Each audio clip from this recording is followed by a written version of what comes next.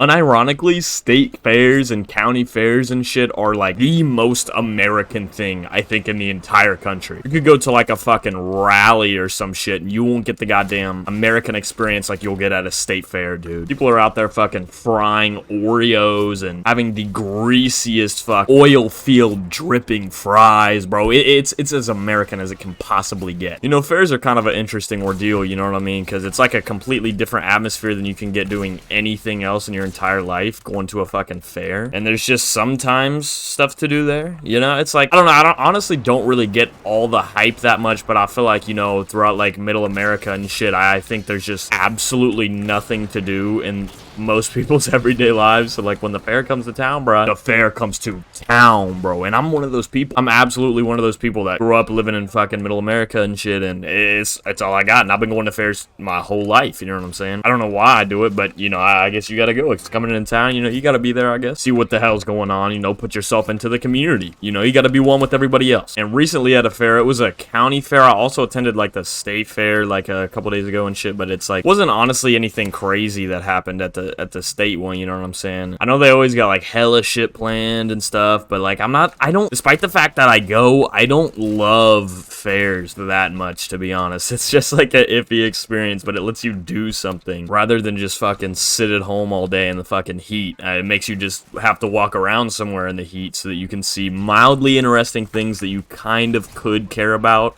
if you convinced yourself. With one major exception, all right? Let me tell you, I went to go see this weekend midget fucking wrestling, WWE midget wrestling, and it was the best thing I think I've ever seen. It was the best decision I've ever made. I had probably the greatest night of my life that I've had this entire summer, maybe even year. Yeah, I was at like this small little county fair, and these midgets were just like going off on each other, bro. They were just doing giant takedowns and shit from the high ropes, and the entire production is like put on by them, bro. And I mean, some of y'all might know what I'm talking about because they're like semi-famous. They got like 200,000 followers or something on Instagram, apparently. I didn't even know that before I went there. My girlfriend did and shit, but and my friend did that we went with, but like I didn't even know like that. I thought we were just about to catch like somebody else's show that they set up for these midgets, you know what I'm saying? But the midgets set it up themselves. It's like their own midget run company, Brian. I don't know if you know that's a bad term to use. My fault, y'all, if y'all wishing I said little people and stuff, but I don't think so. You know, they kind of brand it as midget wrestling and shit. It's actually called micro wrestling